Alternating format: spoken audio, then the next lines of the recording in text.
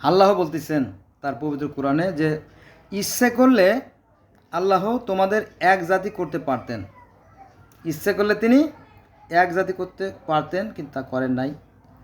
এটা আছে সূরা নাহল আয়াত নম্বর 93, তাই না? তো সৃষ্টিকর্তায় তো বিভিন্ন জাতি, বিভিন্ন বর্ণ, বিভিন্ন নিয়ম কানুন, বিভিন্ন দিক সেই তো সৃষ্টি করছে, সবই তো তার। তাহলে আপনি এবং আমি কেন বাড়াবাড়ি করি? এখানে প্রশ্ন রয়ে গেল, পারলে উত্তর দিয়ে না। আচ্ছা দেখেন, আমরা অন্যটা আয়াতে চলে যাব, সেটা হচ্ছে যে খুবই গুরুত্বপূর্ণ আয়াত। সেটা হচ্ছে এই মিরাজের কাহিনী আর কি। পবিত্র ও মহিমাময় তিনি, পবিত্র ও মহিমাময় তিনি, যিনি তার দাসকে তার নির্দেশন দেখানোর জন্য রজনী যুগে ভ্রমণ করিয়েছিলেন মসজিদুল হারাম অর্থাৎ কাবা হতে মসজিদুল আকসা, যার পরিবেশ ছিল করেছিলেন তিনি রহমতময়, নিশ্চয়ই তিনি সর্বশ্রোতা সর্বদ্রষ্টা। এখানে সশরীরে শব্দটা লিখলে সমস্ত ক্লিয়ার হয়ে যেত, কিন্তু এটা নিয়ে অনেক মতভেদ আছে, দ্বন্দ্ব আছে। এই মেরাজের যে বিষয়টা, এটা আছে বনি ইসরাইলের 1 নম্বর আয়াতে আছে। আবার যদি আমরা দেখেন যে সূরা আনামের 103 নম্বর আয়াত যদি দেখেন যে সৃষ্টিকর্তা কিন্তু চর্মচক্ষু দ্বারা দেখা সম্ভব না, হ্যাঁ, যেহেতু নবী মোহাম্মদ মানুষ ছিলেন, তিনিও তাকে দেখতে পারেন নাই, এরকম। আর মা আয়সা বলেন যে সেদিন নবী মোহাম্মদ ঘরেই ছিলেন, শুয়েছিলেন, তিনি স্বপ্নযোগে দেখেছেন। যদি কেউ বলে যে নবী আল্লাহকে সরাসরি দেখেছে, তাহলে সেটা কথা হবে মিথ্যে কথা। ঠিক আছে, আরও কথা আছে। দেখেন যে এই ধর্ম নিয়ে অনেক বাড়াবাড়ি হয়। নবী বলতেছেন যে আমি তো একজন মানুষ, একজন রাসূল। এটা আছে বনি ইসরায়েলের 93 নম্বর আয়াতে। এইটা নিয়ে আবার আলেমরা বাড়াবাড়ি করে, না তিনি মানুষ না, তিনি হচ্ছে নূর, তিনি হচ্ছে জ্যোতি। এই নিয়ে নিজেরা ধাক্কাধাক্কি করে, কেন করে এটা আমার জানার বিষয় না।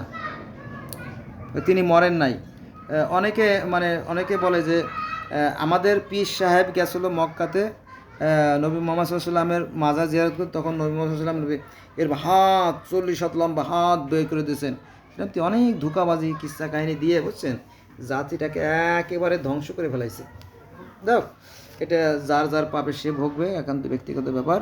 তো সৃষ্টিকর্তা প্রত্যেকটা মানুষকে ভালো মন্দের জ্ঞান দিয়ে দিয়েছে। আমার মনে হয় যে এই জ্ঞান দিয়েই পথ চলাটা শ্রেয় হবে, ভালো হবে, কি বলেন? এটা আর কি। তাছাড়া আরও আয়াত আছে, বলো, নবী মুহাম্মদ বলছে, বলো আমি তো একজন মানুষ তোমাদের মতোই, আনা মানে আমি, বাশারুম মানে মানুষ, মিসলিকুম তোমাদের মতোই। এটা আছে সূরা কাহাফের 110 নম্বর আয়াতে। এই সমস্ত কথা, যে কথাগুলো আমি বলতেছি, একদম সরাসরি কোরআন থেকে। এই কথাগুলো সাধারণ মানুষগুলো জানে না, তারা প্রতারণার মধ্যে পড়ে যায়, ধোঁকার মধ্যে পড়ে যায়, তারা দিকভ্রান্ত হয়ে যায়। বোঝা গেছে বিষয়টা? এইটা আর কি। তো আল্লাহ বলতেছে, তোমার পূর্বে আমি প্রত্যাদেশ সহ মানুষই পাঠিয়েছিলাম। দেখেন এই মানুষ মানুষ মানুষ কথাটা অনেকবার আসছে। যে এর আগে যারা আসছিল 1,24,000 বা 2,24,000 নবী রাসূল, তারাও মানুষই ছিলেন। এটা আছে সূরা আম্বিয়া আয়াত নম্বর 7। আমি জালেম অধ্যুষিত, আল্লাহ বলতেছেন যে আমি জালেম অধ্যুষিত কত জনপদ যে ধ্বংস করে দিয়েছি, এবং তারপরে আবার নতুন করে নতুন জাতি সৃষ্টি করেছি। এটা আছে সূরা আম্বিয়ার 11 নম্বর আয়াতে। বোঝা গেছে বন্ধুরা? গত 5 তারিখে প্রধানমন্ত্রী শেখ হাসিনা যখন এদেশ থেকে চলে গেলেন ভারতে পালাইয়ে, তখন তারপরে পালানোর হিড়িক পড়ে গেল। যত এমপি, যত মন্ত্রী, যত সচিব, হ্যাঁ, যত ডিসি, এসপি, বড় বড় যত আছে, কারো খবর নাই, সব লাপাত্তা হয়ে গেছে। শুধু তাই না, সাধারণ অনেক পুলিশ চিকিৎসার নামে এদেশে সেদেশে ভারতে পালাইয়ে চলে যাচ্ছে। কারণ কি, তাদের ভিতরে কেয়ামত কেয়ামত কেয়ামত শুরু হয়ে গেছে। বুঝা গেছে বিষয়টা? তো এগুলো মোটামুটি ধ্বংসেরই আলামত। আমি তো পালাই নাই, আর আমি পালাবো না। আবার পালাইতেও পারি, কারণ আমি তো আবার তেলাপোকার মতো ক্ষুদ্র প্রাণী, সঠিক করে বলা ঠিক হবে না আর কি। যাও, আমার জন্য দোয়া করেন সবাই। তোমার পূর্বে আমি প্রত্যাদেশ সহ মানুষই পাঠিয়েছিলাম, সূরা আম্বিয়া 7।